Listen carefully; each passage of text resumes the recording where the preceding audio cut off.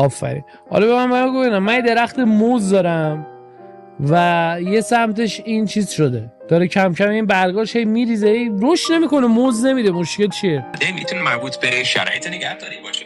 مثلا ممکنه نور کافی نداشته باشه یا دما و رطوبت مناسبش نباشه. اگه بتونی شرایط محیطی رو یکم تنظیم کنی، شاید حالش بهتر بشه و دوباره موز بده. ببین موز که نداده هیچ، یکی موزاشو میکنم تو کونه 2 3.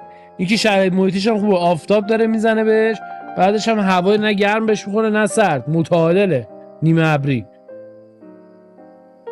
خب یعنی ممکنه خاک به اندازه کافی مواد مغذی نداشته باشه یا نیاز به کود خاصی داشته باشه.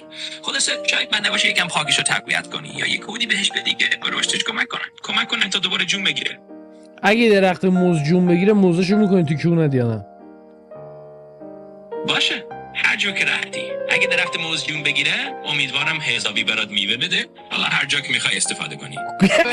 کسکش منو نیست کنی؟ فرانسه برگشت، بازی میشه 2-2 مساوی.